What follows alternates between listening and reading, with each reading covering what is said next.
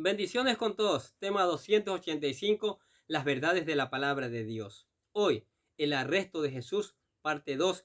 Y utilizamos Mateo capítulo 26, versículos del 51 al 56, que dice lo siguiente. Pero uno de los que estaban con Jesús, extendiendo la mano, sacó su espada e hiriéndole a un siervo del sumo sacerdote, le quitó la oreja. Entonces Jesús le dijo: vuelve tu espada a su lugar, porque todos los que tomen espada, a espada perecerán. ¿Acaso piensas que no puedo orar a mi Padre y él no me daría más de 12 legiones de ángeles? Pero ¿cómo entonces se explicarían las escrituras, cumplirían las escrituras de que es necesario que así se haga? En aquella hora Jesús dijo a la gente: como contra un ladrón habéis salido con espadas y con palos para prenderme. Cada día me sentaba con vosotros enseñando en el templo y no me prendisteis. Mas todo esto sucede para que se cumplan las escrituras de los profetas. Jesús no necesita que lo defiendan. En estos versículos se nos muestra que realmente Jesús no fue una víctima de los malhechores que lo prendieron en contra de su voluntad, sino que él mismo se entregó voluntariamente de acuerdo a la voluntad de su Padre y su plan divino. En primer lugar, esto queda claro porque define a aquellos que querían defenderlo. Dice: pero uno de los que estaban con Jesús extendió la mano y sacó una espada e hiriéndole al siervo del sumo sacerdote, le quitó la oreja. Jesús no necesita que nadie lo defienda de sus captores, porque no era con violencia que la situación se iba a solucionar. De acuerdo con Juan, el discípulo que sacó la espada era Pedro, y fue a Malco, el siervo del sumo sacerdote, el cual le cortó la oreja. Escuche Juan capítulo 18, versículo 10. Entonces Simón Pedro, que tenía una espada, la desenvainó e hirió al siervo del sumo sacerdote y le cortó la oreja derecha, y el siervo se llamaba Malco.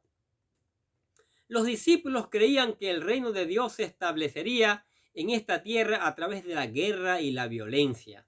Pero esto no iba a ser así, sino que nuestro Señor nos demostraría que nuestras armas serían espirituales y más poderosas que las terrenales. Además de esto, Jesús les advierte a sus discípulos que aquel que mata a espada, muere a espada, y una variante de la ley de la siembra y de la cosecha. Esto es así, porque aquel que practica la violencia y homicidio de la misma manera terminará. En segundo lugar, Jesús demuestra que no solo necesitaba que lo defendieran, porque su Padre Celestial tenía legiones de ángeles que le podían ayudar. Dijo: ¿acaso piensas que no puedo ahora orar a mi Padre y que él no me daría más de 12 legiones de ángeles? En otras palabras, nos enseñan que realmente Jesús no estaba siendo capturado en contra de su voluntad, porque si él lo deseaba, podía pedirle a su Padre que enviara 12 legiones de ángeles para que lo defendieran. Es impresionante el número de ángeles que Jesús dijo que podía pedir a su Padre para que lo defendiesen, más que 12 legiones. Una legión romana estaba constituida de 4 a 6,000 soldados. Por tanto, estamos hablando entre 48,000 a 72,000 ángeles, una cantidad extraordinaria, lo cual muestra el poder y dominio que nuestro Señor tenía para destruir a sus enemigos. Sin embargo, no estaba dispuesto a defenderse. Y finalmente, Jesús no necesita que nadie lo defienda, porque se entregaba voluntariamente para cumplir las profecías y el plan divino de redención. Dice: pero ¿cómo entonces se cumplirían las escrituras de que es necesario de que así se haga? Así era necesario que ocurriera, y por eso Jesús había orado, pidiendo la fuerza necesaria a su Padre para hacer su voluntad, porque de acuerdo a las escrituras, el Mesías tenía que ser traicionado, entregado a sus enemigos y morir en sus manos. Todo esto era parte del plan divino, y por eso nuestro Señor se entregó voluntariamente para que todo se cumpliese. tratado como malhechor. La forma de cómo trataron a Jesús es una clara idea del desprecio que estos hombres tenían. Dice el texto: en aquella hora dijo Jesús a la gente: como contra un ladrón habéis salido con espadas y con palos para prenderme. Cada día me sentaba con vosotros enseñando en el templo y no me prendisteis. Es muy probable que sus enemigos se deleitaran con este momento al tratar a Jesús como un delincuente peligroso, ya que habían llegado a prenderlo con una gran muchedumbre con espadas y palos. Pero por otro lado, posiblemente tenían miedo de que Jesús intentara defenderse apoyándose con sus discípulos, y como ya vimos, los discípulos estaban dispuestos a hacerlo. La verdad es que este fue el mejor momento para prenderlo, porque también tenían hacerlo en plena luz del día, porque se podía provocar un disturbio. Mire lo que dice Mateo 26, capítulo 3 al 5. Entonces los principales sacerdotes, los escribas y los ancianos del pueblo se reunieron en el patio del sumo sacerdote llamado Caifás y tuvieron consejo para prenderle con engaño a Jesús y matarle. Pero decían: no durante la fiesta, para que no se haga alboroto en el pueblo. De esta forma trataron a Jesús, como hacen con los malhechores. Juntaron una gran muchedumbre con espadas y palos y fueron violentamente de noche a tenderle una trampa para capturarlo. Sin embargo, todo esto ocurrió para que se cumpliesen las escrituras, que dice: mas todo esto sucede para que se cumplan las escrituras de los profetas. Las escrituras habían anunciado los sufrimientos del Mesías y cómo este iba a padecer, iba a ser tratado con desprecio. Mire Isaías capítulo 53, versículo del 2 al 3, lo que dice: subirá cual renuevo delante de él, y como raíz de tierra seca, no hay parecer en él ni hermosura. Le veremos, mas sin atractivo para que le deseemos. Despreciado y desechado entre los hombres, varón de dolores, experimentado en quebranto. ¿Y cómo escondimos de él el rostro? Fue menospreciado y no le estimamos. De esta forma padeció Jesús, ya que estaba dispuesto a cargar con nuestras maldades y pagar el precio de nuestra iniquidad. Por ello, aquel día fue capturado como si se tratara de un criminal que no merecía consideración alguna, y fue llevado a la muerte.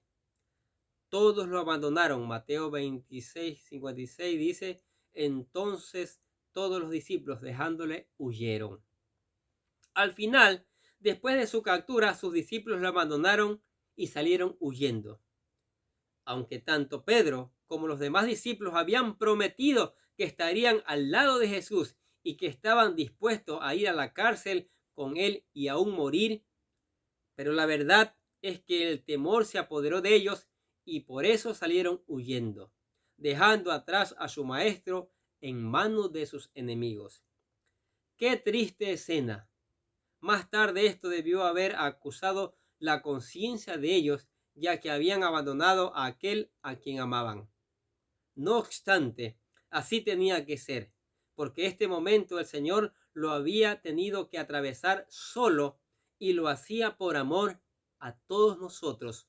Aunque sus discípulos se habían retirado de él huyendo, más tarde él volvería a ellos para confirmar su fe. ¿Qué les parece esta verdad de la palabra de Dios? Jesús arrestado como un criminal, como un vil criminal, despreciado. Así estaba profetizado. Pero mire, y sus discípulos lo abandonan. Pero cuando resucita, como vamos a ver más adelante, Él va a buscarlos nuevamente. Él se muestra a ellos. Y más adelante vamos a ver cómo Él forma la iglesia, donde nos podemos congregar para alabar y glorificar su nombre, para darle gracias por las bendiciones de cada día. Gracias por entregar su vida para salvarnos, y entre otras cosas maravillosas. Entonces, estas verdades, saber que Jesús se entregó por nosotros, aceptó todo por nosotros, por favor, es razón para buscarle, es razón para amarle, es razón para obedecerle, es razón para no traicionarle, para ser fieles, para tener una fe inquebrantable. Amén. Padre, damos gracias por tu palabra maravillosa, tu palabra que nos bendice, tu palabra que nos edifica cada día, Señor. Bendita sea. Te damos gracias por tu amor, por tu misericordia, por las bendiciones tuyas que son abundantes y maravillosas cada día, Señor. Y te damos gracias también por la iglesia que tú formaste, maravillosa, Señor.